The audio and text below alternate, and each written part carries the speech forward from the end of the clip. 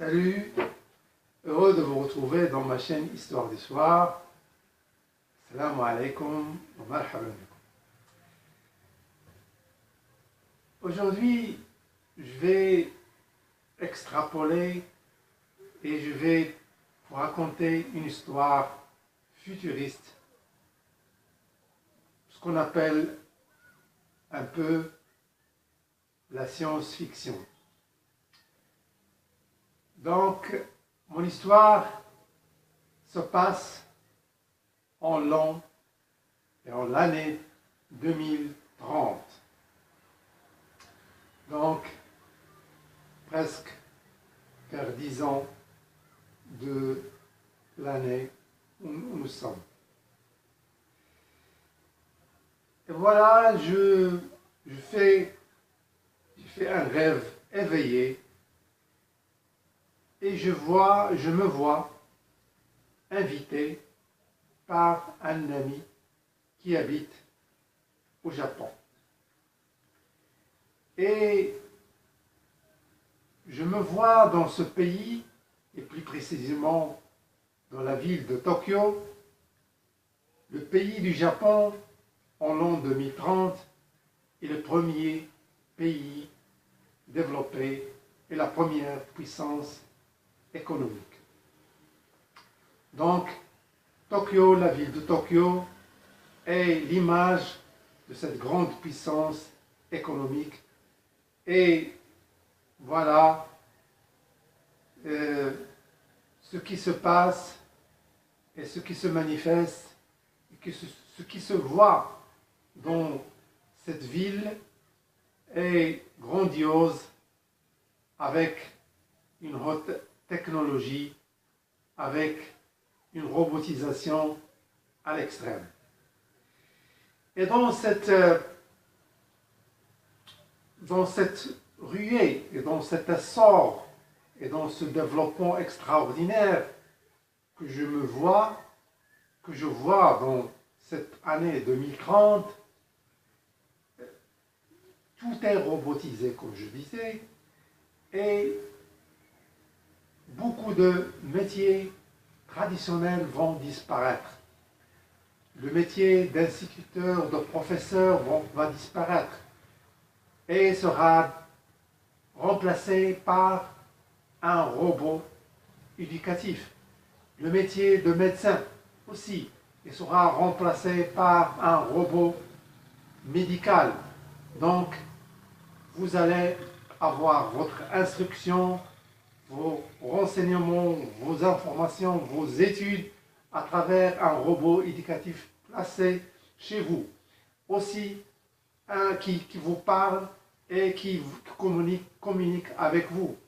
Aussi pour le robot médical, si vous avez un mal, si vous avez quelque chose dont vous souffrez, vous allez lui demander, il va diagnostiquer et il va vous donner une prescription médicale sans aller se déplacer chez le médecin dans un cabinet ou dans un hôpital, sauf donc ce qui restera dans ce domaine, c'est surtout les opérations chirurgicales qui demandent une assistance très stricte et très pointue. Voilà. Donc, c'est une ville futuriste extraordinaire que je vois dans ce rêve éveillé, et une ville épatante, une ville dont les loisirs vont remplacer plus le travail. Donc, ce n'est pas que le travail va disparaître, mais c'est une ville plus de loisirs. Et voilà, parmi les choses qui se rapportent à mon métier ou mon occupation, c'est le métier du livre et de la lecture. Et je vois dans ce pays, dans cette année 2030, un intérêt très important pour le livre. Et à tel point qu'il y a une compétition entre les familles, entre les gens, entre les jeunes, pour avoir plus de livres, pour lire plus de livres. Et donc la bibliothèque deviendra une chose indispensable dans une maison. Donc, et tout le monde, la famille, doit s'atteler à lire des livres. Et je vois aussi que les jeunes étudiants vont être plus examinés. Et les épreuves qu'ils vont avoir, c'est des épreuves sur des livres, combien ils ont lu des livres, et ils vont être examinés là-dessus. Non pas qu'ils ne vont pas être examinés sur les matières scientifiques ou littéraires, etc., mais parmi les choses importantes, c'est combien ils ont lu des livres et combien ils ont retenu de ces livres, et ils vont être interrogés par des gens qui sont spécialistes des livres et qui ont lu ces livres. Donc, le livre deviendra important, et je vois aussi que le baccalauréat ou la licence sera axé sur l'écriture, sur la production d'un livre. Non seulement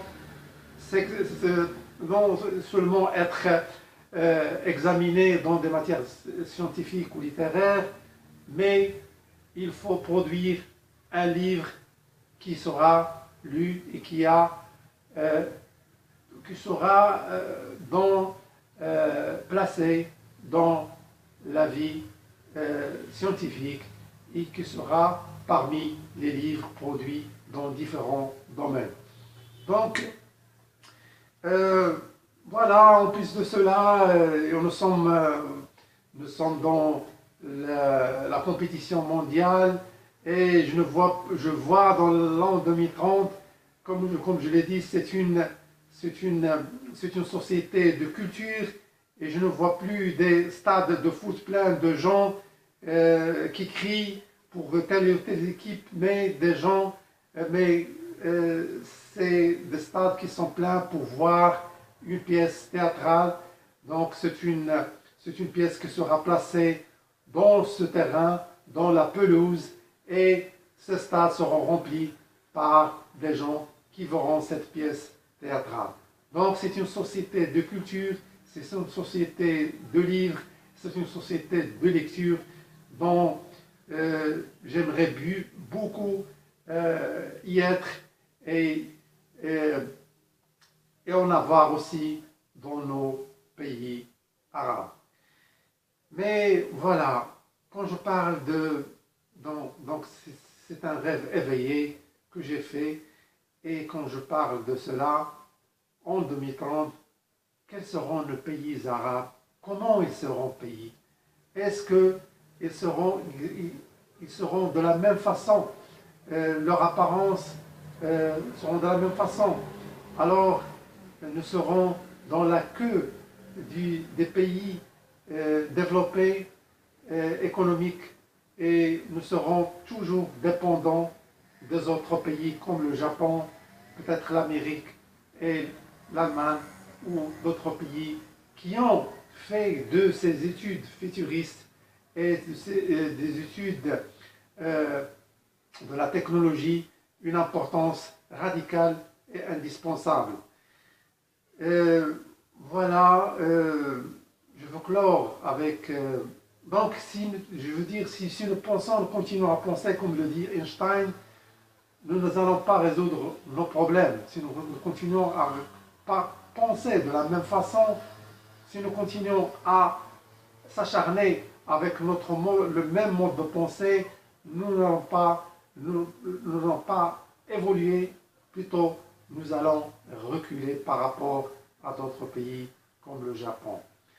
Et je voudrais à la fin rendre hommage à un homme dont j'ai parlé dans ma pièce théâtrale Classico, c'est feu professeur Mehdi Al-Manjra, qui était un grand homme des études futuristes aux prospectives, et qui voulait que nos pays arabes accède vraiment au développement, accède vraiment aux sociétés de savoir. Et voilà, je voulais rendre hommage à ce grand homme scientifique, ce savant arabe, Feu Mehdi al-Manjra, et à tous ceux qui ont eu cette, cette idée d'aller vers le futur. C'est, comme l'a dit, un ancien président de l'UNESCO, le développement, ce n'est pas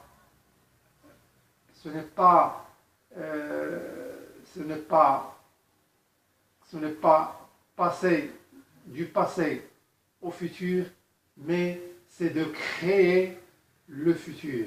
Voilà, il faut créer ce futur et nous le devons créer, et ce ne sera que par une vraie révolution culturelle, de développement et de pensée. Voilà. Voilà mon histoire d'aujourd'hui. Ce n'est pas une histoire, mais c'est une